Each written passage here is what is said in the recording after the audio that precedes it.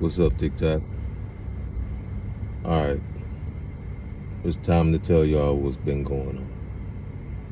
It's been a while now, and most of you that follow me, a lot of you know me from the fun, happy traveling with my family, my wife and kids. We out at on cruises and Disney Worlds and Disneyland and Universal Studios and traveling to Florida and Colorado skiing, and just you know us from our going lives and videos and doing all of that fun traveling stuff. But if you probably noticed, since July of 2022, you guys haven't seen much of that anymore. It's been a whole different vibe, right? Well, it's time to tell y'all what's going on. Now, for legal purposes, because I'm still in court with all of this shit, for legal purposes, everything I'm about to tell you is going to be alleged. Okay? Just remember that. Everything I'm about to say is alleged, which I have to say, because I know I got ops in my on my TikTok following me from the other side, so I have to be semi careful what I say. Okay. So in July of 2022, I left to go on a 9-day fishing trip with my buddies down in Mexico. We do it a couple of times a year where we go on long range fishing trips, 7-day, 8-day, 9-day, and we just live on the boat for those total amount of days, and we'll go cruising all out to wherever, catching big tuna, big yellowtail, big wahoo, anything we want to fish for. We just pick it, we go and we get it. And we live out there for 9 days, personal chef on the boat, cooking 3 meals a day. We're doing nothing but sipping beer and smoking cigars and eating good and fishing. And that's what we do sun up to sundown, playing poker, dominoes, that's spades, whatever. And that's what we do, right? That's what our brotherhood does. When I returned from that last trip in July 2022, I noticed that my wife was completely different. She was acting completely different. You could just feel it. It was she was different. Nothing like uh, nothing like who she was. Just completely different, allegedly. And I didn't pay no attention to it. Really, didn't pay any mind to it. Just kind of let her do her thing like I always did. But prior to that, my wife had the utmost respect for me. She would, every decision she made, she would come to me with it first. Uh, every issue, she would bring it to me. I was the problem solver, the protector, and the leader of our home, our life, and our marriage for the 17 odd years that we were together. Okay, that was our role. That was my role. That was us. During that time, we managed to build a great lives for ourselves, for our family, for our kids, and accumulate some pretty valuable, tangible assets over that time. And we had a great life, and everybody was happy. I guess except for her, maybe. I don't know.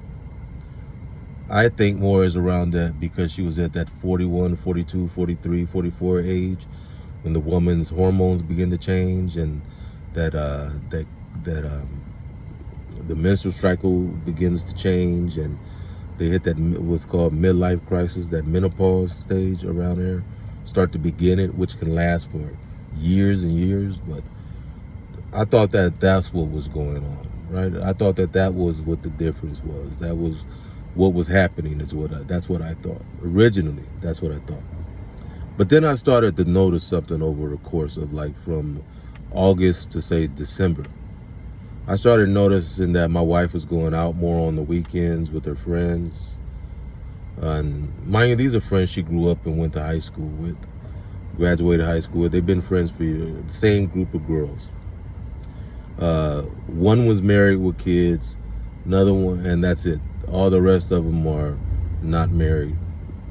2 have kids, and then the other 2 not married at all. And she started going out with these friends a lot on the weekends. Come home, 1, 2 in the morning. She'd be, intoxicated. She'd be drunk. And she partying with her friends. She wasn't doing that in Texas, so maybe she just out here gets back to California and she's stretching her wings, was my opinion. But then I started noticing she started buying a lot of new clothes and new fancy underwear and all those kind of things. And now I'm knowing, okay, I know what's up. But I'm like, okay, go ahead, do your thing. I'm not tripping. As long as you're coming home, there ain't really nothing worth breaking up a family for. So if you out there doing your thing and getting your little boy toy fun on, allegedly, then go do your thing. It doesn't bother me. I'm strong enough in who I am and strong enough in my family and my kids and keeping them all together that stuff like that I'm not going to trip on. And honestly, also, I ain't perfect. I could say that too. So I can't cast no stone because I wasn't always perfect in that aspect of things. I'm just going to be honest. So I was okay with it. I was cool because I knew what was going on. Then she wanted to get plastic surgery and tummy tuck and all. I had 3 kids. I want to get okay, go ahead. Get your tummy tuck. Got a tummy tuck done. Next thing she was talking about was breast augmentation. And I was like, hold on now. And see, there's nothing I dislike more. I hate anything fake on a woman.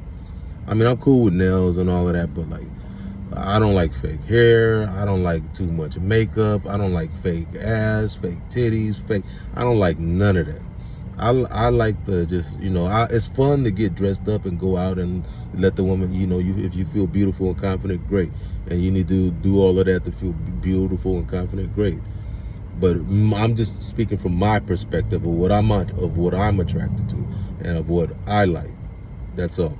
I don't judge it. I don't look down. It's not for me. I don't like it. So, with all of these new changes and stuff, and then we were growing distant and more distant and more distant. I started noticing a change in my younger daughter as well, our youngest daughter, who is 13, and her relationship with me. My youngest daughter also started becoming more distant. My oldest daughter and my son always the same. They're all, love dad.